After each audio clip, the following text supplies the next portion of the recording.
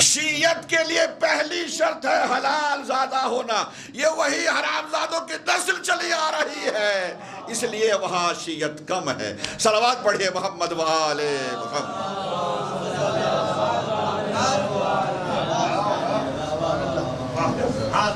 یہ ہے واقعہ حرم. یہ یزید کے سیاہ کارناموں میں سے دوسرا سیاہ کارنامہ. اور پھر کمال کی بات یہ ہے کہ مدینے والوں نے بیعت کی، یزید کی غلامی پر بیعت کی ہے. کس حد تک ظلم کیا اس کی ایک جھلک بتانا چاہ رہا ہوں. اب سمجھیے آپ کس حد تک مدینے میں ظلم ہوا. ایک خاتون تھی جس کے یہاں ولادت ہوئی مدینے میں. جس وقت یہ ہو رہا تھا سب کچھ، اس وقت ہی ایک خاتون کے یہاں ولادت ہوتی ہے، بیٹا پیدا ہوا. اور اس بیٹے کو اس کی ماں کے سینے پر بیٹے کو لٹا دیا. ابھی اس ماں بچے نے اپنی ماں کا پہلا دودھ بھی نہیں پیا. اسی وقت یزید کا فوجی گھر میں داخل ہوا اور اس نے کہا کہ جو کچھ بھی ہے نکال دو. گھر میں جو تو لوٹ تھا، 3 دن کے لیے پورا مباح تھا، جو بھی ہے دو لوٹ بچائے کر کے. اس خاتون نے کہا کہ تم سے پہلے ایک فوجی آیا تھا، جو کچھ تھا وہ لے کر چلا گیا، اب گھر میں کچھ نہیں. پھر بھی تمہیں یقین نہیں آ رہا تو ڈھونڈ لو. اس نے ڈھونڈا، ادھر ادھر تلاش کیا، اسے کچھ نہیں ملا. پھر زور دے کر اس نے کہا کہ بتاؤ کہاں چھپایا ہے، کہاں رکھا ہے، بتاؤ. اس نے کہا میں نے بتایا تم سے پہلے جو آیا تھا وہ لے کر چلا گیا، اب کچھ بھی نہیں. اس شامی کو غصہ آ گیا، جس کا نتیجے میں اس نے اس ماں کے سینے پر جو بچہ لیٹا ہوا تھا اس کا پیر پکڑا، کھینچا اور کھینچ کر غصے میں باقاعدہ ایسے دیوار پہ دے مارا. اور نتیجہ یہ ہوا کہ اس بچے کا بھیجا مغز نکلا جو دیوار پہ چپک گیا. سمجھ گیا؟ ایسی فوج تیار کی تھی معاویہ نے اہل بیت کے مقابل کے لیے، علی کے مقابلے کے لیے. وہاں بھی وہی حال تھا، ادھر بھی. یزید کے باقاعدہ غلاموں کی حیثیت سے مدینے والوں نے بیعت کی. دوسرا کارنامہ. اس کے بعد جب یہ مدینہ کو ایک طرح سے کہا جائے کہ فتح کر لیا، پھر تیسرا بڑا کارنامہ اس کی زندگی کا کیا ہے، اور وہ یہ ہے کہ ادھر مکے میں عبداللہ ابن زبیر نے اپنی خلافت کا اعلان کر دیا یزید کے مقابل میں. عبداللہ ابن زبیر وہاں خلیفہ بن گیا اور لوگوں نے اس کی باقاعدہ بیعت بھی کی.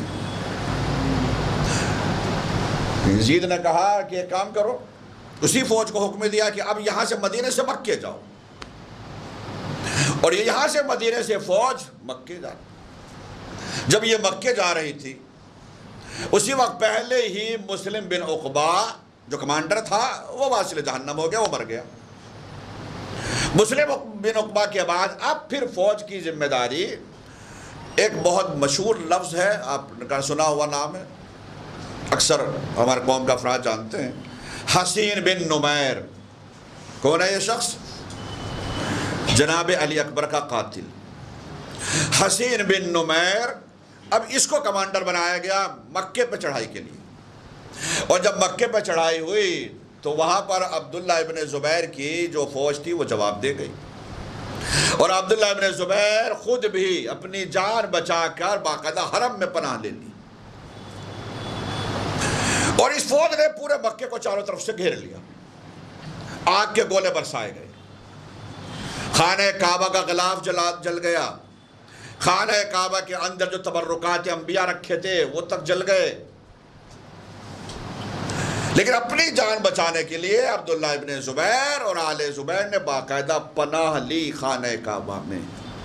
فرق محسوس کیا آپ نے؟ میں جو کیوں سنا رہا تھا پہلے کہ امام علیہ السلام نے اپنے حج کو عمرے سے بدلا، اور کیا کہا تھا مولا نے کہ میرے قاتل آ چکے ہیں، میں نہیں چاہتا کہ حرمت کعبہ پامال ہو۔ فرق سمجھیے، آل رسول اور آل اصحاب میں فرق کتنا ہے۔ اہل بیت وہ ہیں جو حج تک نہیں کرتے، بلکہ اپنے حج کو عمرے سے بدل کر مکے کی خانہ کعبہ کی حرمت کی خاطر مکہ تک چھوڑ دیتے ہیں، اور یہ رسول کے صحابہ کی اولاد ہے جو اپنی جان بچانے کے لیے حرم ہی میں پناہ لے رہے ہیں، مکے ہی میں پناہ لے رہے ہیں، کعبے کا اندر پناہ لے رہے ہیں۔ یہاں تک کہ سن 64 ہجری لگ گیا، 3.5 سال حکومت مکمل ہو گئی یزید کی، اور ابھی پوری طریقے سے فتح حاصل نہیں ہوئی تھی، مگر پتہ یہ چلا اس فوج کو کہ یزید واصل جہنم ہوا۔ ادھر یزید مر گیا شام میں، اور شام میں جب یزید مرا تو حسین بن نبیر نے سوچا جب یزید ہی نہیں رہا تو ہم کیوں لڑیں، اور جس کے نتیجے میں یہ فوج کو چھوڑ چھاڑ کر یہاں سے بھاگ گیا، اور فوج پھر یہاں سے مکے کو چھوڑ کر شام واپس چلی گئی۔ اور کیا آپ نے اب آپ سمجھیں کس حد تک امام علیہ السلام جو چاہ رہے تھے، اور بس میں نے ختم کر دی بات ہی۔ جس وقت یہ حسین بن نمیر یہاں سے جا رہا تھا، اس نے یہ سوچا کہ اگر میں پوری فوج کے ساتھ رہوں گا تو لوگ مجھے پہچان لیں گے۔ اس میں شیعہ بھی ہیں اور غیر شیعہ بھی تھے جو محب اہل بیت تھے، اور خاص طور سے اس واقعے کے بعد اس نے سوچا کہ میں اکیلے یہاں سے جاتا ہوں، اور ایسے راستوں سے جاتا ہوں جو معروف راستے نہیں تھے۔ ایک راستہ عام راستہ ہے، اگرچہ آج کے طریقے سے سڑکیں نہیں تھی، مگر راستے تھے جو جایا کرنے والے جو مشہور تھے، جن پر لوگ چلا کرتے تھے۔ اس راستے کے بجائے اس نے ایک خاص راستہ، الگ سے جنگلوں کا راستہ اختیار کیا، فوج سے الگ، مسلم، کس کی بات کر رہا ہوں میں؟ حسین بن نمیر۔ اور اب یہ چلتے چلتے ایک جگہ پر راستہ بھٹک گیا، اور حد یہ ہو گئی کہ یہ ایک جگہ یہ اتنا پریشان ہو گیا کہ بھوکا بھی ہے، پیاسا بھی ہے، کھانے کے لیے کچھ نہیں ہے، پینے کے لیے کچھ نہیں ہے، اب جائے تو کہاں جائے، کرے تو کیا کرے۔ جتنا پانی تلاش کر رہا تھا اتنا ہی تھکتا جا رہا تھا۔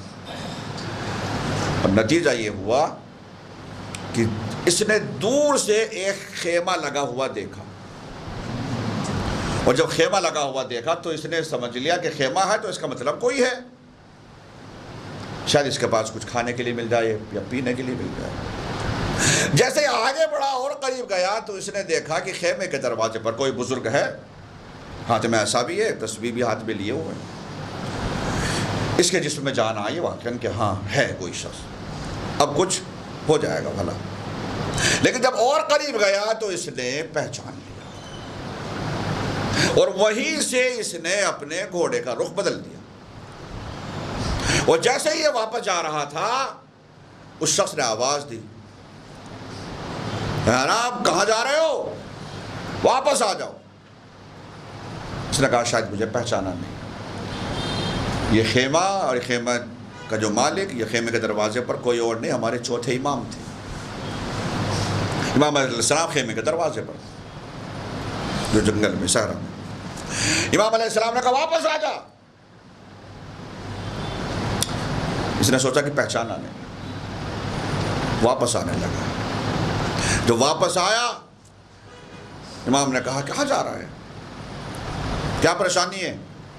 اس نے کہا میں بھوکا بھی ہوں، پیاسا بھی ہوں۔ امام نے کہا بیٹھ، میرے پاس کھانے پینے کے لیے ہے، اور اب امام علیہ السلام نے اس کو کھانے کے لیے خود کھانا بھی کھلایا، پانی بھی پلایا۔ حسین بن نمیر کتنا بڑا ظالم ہے اس کو آپ سمجھیں، یہ اتنا بڑا ظالم ہے۔ اگر اس کے ظلم کی ایک جھلک بتانا چاہوں، وہ میں نے بتا دیا کہ وہ ٹھیک ہے جناب علی اکبر کا قاتل ہے، لیکن آپ اس طریقے سے سمجھیے کہ جس وقت قافلہ چلا تھا یہ کربلا سے کوفہ سے شام، تو ایسی جگہ پر روکا جاتا تھا اور ایسے راستوں سے گزارا جا رہا تھا جو شیعوں کی بستی نہ ہو، ایسے راستوں سے گزارا گیا۔ آج بھی وہ نقشے بہت سے مل جائیں گے آپ کو، اگر آپ تلاش کریں گے کہ واقع کربلا کے بعد جب اسیروں کو لایا جا رہا تھا تو سیدھا سیدھا راستے سے نہیں لایا گیا، جس کی وجہ سے راستہ لمبا بھی ہو گیا، اور ایسی جگہ پر ٹھہرایا جاتا تھا جہاں پر جب قافلہ ٹھہرایا جاتا تھا تو اپنی یزید کی فوج کے پاس تو ان کے خیمے لگا دیے جاتے تھے، مگر سیدانیہ باقاعدہ دھوپ میں بیٹھی ہوئی، سید سجاد دھوپ میں بیٹھے۔ ایک جگہ پر قافلے کو جب روکا گیا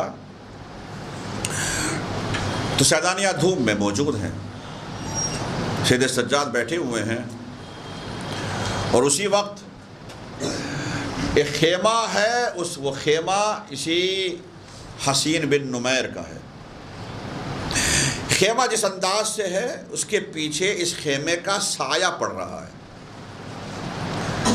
امام علیہ السلام دھوپ سے اٹھے اور دھوپ سے اٹھنے کے بعد اس خیمے کے سائے میں پیچھے، خیمے کے پیچھے بیٹھ گئے۔ بیڑی ہتھکڑی کی ذرا آواز ہوئی، جس کے نتیجے میں حسین بن نمیر نے اپنے غلام سے پوچھا کہ آخر یہ آواز کیسی ہے؟ غلام باہر نکلا اور باہر نکلنے کے بعد اس نے دیکھ کر بتایا کہ قیدی بیٹھا ہوا ہے خیمے کے پیچھے سائے میں۔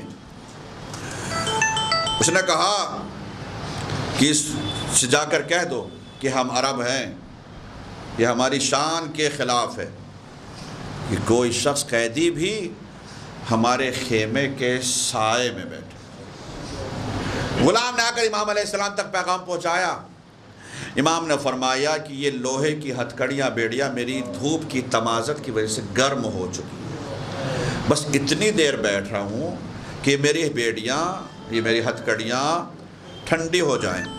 یہ ٹھنڈی ہو جائیں گی تو میں خود ہی اٹھ کر چلا جاؤں۔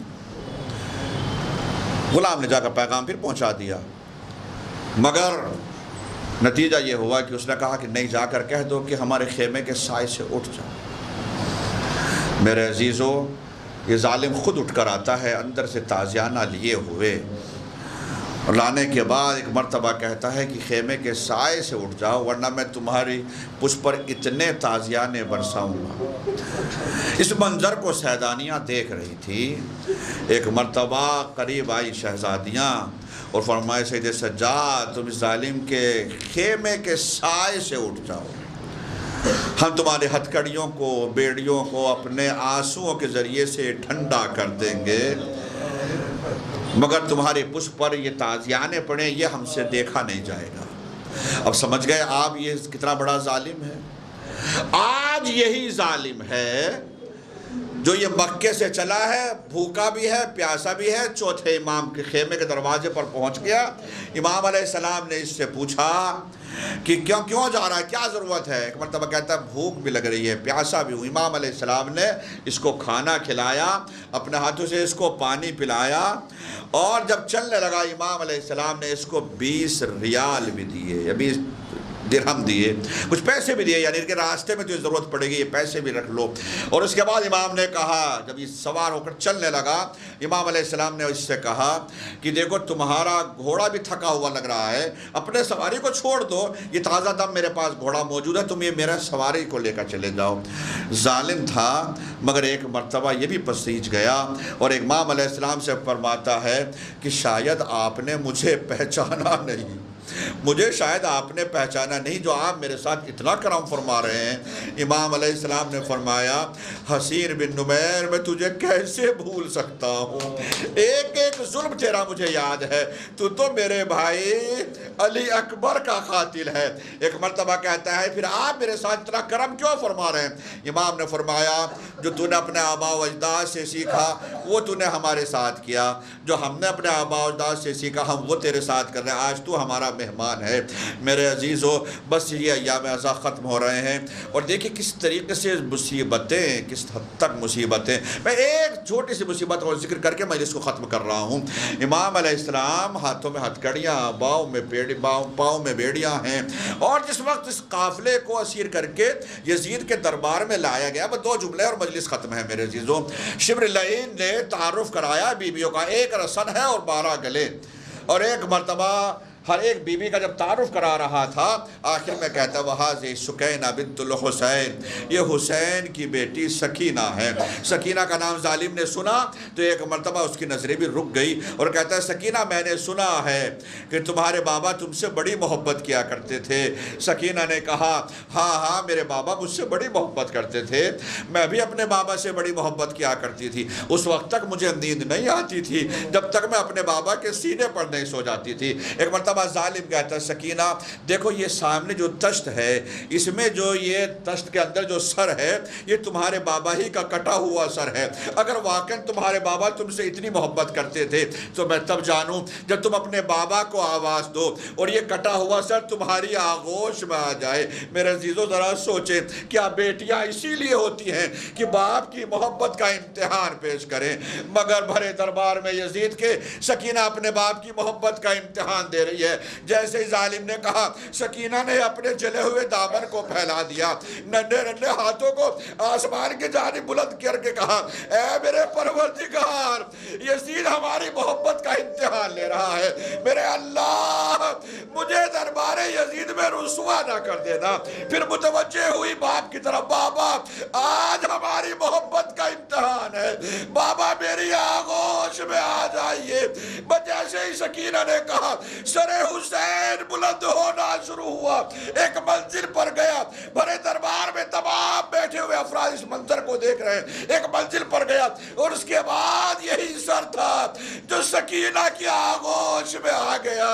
ارے آسمان یہ منظر دیکھ رہا تھا، کبھی یہی سکینہ اپنے باپ کی آغوش میں ہوتی تھی، آج تو باپ بیٹی کی آغوش میں ہے اور سکینہ نے باپ کے منہ پر منہ رکھ دیا، بابا آپ کے بعد میرے تماچے مارے گئے، تازیانے مارے گئے، در چھین لیے، بابا میرے کان زخمی ہے، بابا مجھے بھی اپنے پاس بلا لیجیے۔ الا لعنت اللہ علی القوم الظالمین وسيعلم الذين ظلموا أي منقلب ينقلبون۔